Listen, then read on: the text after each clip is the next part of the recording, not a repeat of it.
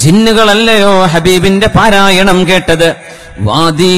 വാദി നഖ്ല എന്ന് പറയുന്ന ഒരു പ്രദേശം, ത്വായിഫിന്റെയും മക്കക്കുമിടയിലുള്ള സ്ഥലമാണത്. നിബിതങ്ങൾ കല്ലേറ് സഹിച്ച് തിരിച്ചു വരുമ്പോ നിബിതങ്ങളെ ഒരു കൂട്ടം ജിന്നുകൾ കണ്ടുമുട്ടിയ സ്ഥലമാണത്. അവിടെ വന്ന ജിന്നുകൾ നാസുബീനിലെ ജിന്നുകളായിരുന്നുവെന്ന് മഹാനായ അല്ലാമ ഇബ്നു കസീർ തങ്ങൾ പറഞ്ഞിട്ടുണ്ട്. നാസുബീൻ ഇറാഖിന്റെയും തുർക്കിയുടെയും ബോർഡറാണ്. അവിടെയുള്ള ജിന്നുകളായിരുന്നു. അല്ലാഹുവേ, ജിന്നുകളുടെ പ്രത്യേക സ്ഥലങ്ങൾ ഉണ്ടാവും, അങ്ങനെ അവർ താമസിക്കുന്ന സ്ഥലങ്ങൾ. നമ്മുടെ ഒരു സുഹൃത്തിന്റെ ബന്ധു, ഒരു സ്ത്രീക്ക്, ചെറുപ്പക്കാരി പെണ്ണിന് പെട്ടെന്ന് ഗൾഫിൽ ഷാർജയുടെ ഒരു ഭാഗം, ഞാൻ പേര് പറയണില്ല, അവിടെ എത്തിയപ്പോൾ പെട്ടെന്ന് ഒരു പിശാചിളക്കം പോലെ വലിയ ബുദ്ധിമുട്ടും പ്രയാസം ഉണ്ടായി. കഴിഞ്ഞ 3-4 ദിവസം മുമ്പ്. അപ്പൊ അതിന് പരിഹാരം പറഞ്ഞത് ആ ഏരിയയിൽ നിന്ന് പോകണമെന്നാണ്. ഷാർജയുടെ നഗരത്തിന്റെ ഭാഗത്തുള്ള സ്ഥലം പറഞ്ഞ എല്ലാവർക്കും മനസ്സിലാവും. അവിടെ ജിന്നുകളുടെ ശല്യവും പ്രയാസവും ഉണ്ട്. അങ്ങനെ വിശുദ്ധ ഖുർആന്റെ ആയത്തുൽ കുർസി ഓതി കൊടുത്തു, അവർക്ക് മന്ത്രിച്ചൂതി കൊടുത്തു. ശമനായി കഴിഞ്ഞു ഏകദേശം. അവര് അണ്ടർപാസുകളിലൂടെ, ഈ ടണലുകളുണ്ട്, റോഡിന്റെ അടിയിലൂടെ തുറന്നു പോകും. ആ ടണലിലൂടെ എത്തുമ്പോ വീണ്ടും പിശാചിന്റെ ശല്യം വളരെ കൂടുതലായി. വണ്ടിയിൽ നിന്ന് ആകെ ബഹളവും പ്രശ്നങ്ങളും ആവുകയാണ്. അങ്ങനെ ചില സ്ഥലങ്ങളിൽ പ്രശ്നങ്ങൾ ഉണ്ടാവും, കുടിയിരിക്കുന്ന സ്ഥലങ്ങൾ ഉണ്ടാവുന്നതാണ്. നാസുബീൻ ഭൂമിയിലെ ജിന്നുകളുടെ ഹെഡ് ക്വാർട്ടേഴ്സ് ആണെന്നാ പറയാ.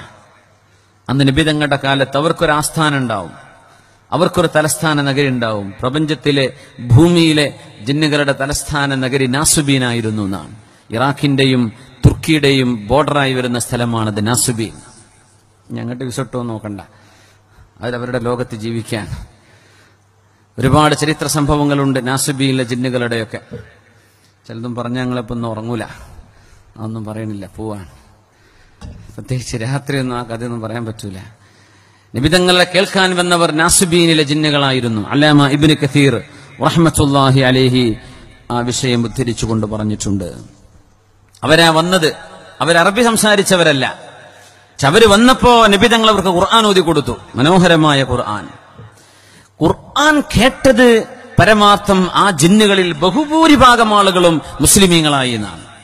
ശുദ്ധ ഖുർആൻ അതിനെ സംബന്ധിച്ച് പറയുന്നുണ്ട് സൂറത്തുൽ അഹ്ഖാഫിൽ, وَإِذْ صَرَفْنَا إِلَيْكَ نَفَرًا مِنَ الْجِنِّ يَسْتَمِعُونَ الْقُرْآنَ فَلَمَّا حَضَرُوهُ قَالُوا أَنصِتُوا فَلَمَّا قُضِيَ وَلَّوْا إِلَى قَوْمِهِمْ مُنذِرِينَ قَالُوا يَا قَوْمَنَا إِنَّا سَمِعْنَا كِتَابًا أُنزِلَ مِن بَعْدِ مُوسَى مُصَدِّقًا لِمَا بَيْنَ يَدَيْهِ يَهْدِي إِلَى الْحَقِّ وَإِلَى صِرَاطٍ مُسْتَقِيمٍ.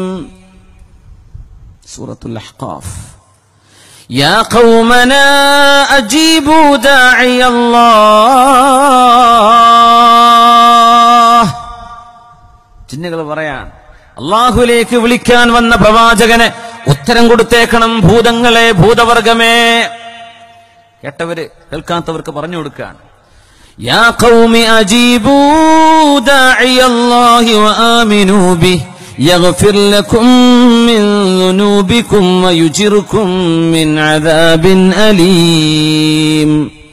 അഷ്റഫുൽ ഖൽഖ് സ്വല്ലല്ലാഹു അലൈഹി വസല്ലമ തങ്ങളുടെ ഭാഷ പോലും അറിയാതിരുന്ന, അറബ് ഭാഷ അറിയാതിരുന്ന നാസിബീനിലെ ജിന്നുകൾ അള്ളാഹുവിന്റെ ഹബീബിന്റെ ഖുർആൻ കേട്ടപ്പോൾ അവരിൽ പരിവർത്തനമുണ്ടായിട്ടുണ്ട്. അതുകൊണ്ട് ഖുർആൻ മനസ്സിലുണ്ടാകുമ്പോ പൈശാചികമായ ശല്യങ്ങളിൽ നിന്ന് അള്ളാഹു മോചനം നൽകും. പ്രത്യേകിച്ച് ആയത്തുൽ കുർസി. നിബിതങ്ങൾ പറയുന്നുണ്ട്, ഏതെങ്കിലും ഒരു ശരീരത്തിൽ ഖുർആൻ ഇല്ല എങ്കിൽ ഇന്നല്ലദീ ലൈസ ഫീ സുദ്രിഹി ശൈഉം മിനൽ ഖുർആൻ കൽ ബൈത്തിൽ ഖരിബ്. വിജനമായ, ആരും പാർക്കാത്ത ഒരു വീടെന്ന് സങ്കല്പിക്കാം. ചില ക്വാർട്ടേഴ്സുകൾ അങ്ങനെ ഉണ്ട്, ആരും പാർക്കാത്തവര്. ഏതെങ്കിലും ഒരാളും തൂങ്ങി മരിച്ചാൽ കഴിഞ്ഞു, പിന്നെ അത് പൊളിച്ചു കളയില്ലാതെ അവിടെ പിന്നെ ആരും പാർക്കൂല. അങ്ങനെ ഒഴിഞ്ഞു കിടക്കുന്ന സ്ഥലമെന്ന് സങ്കല്പിക്കാം.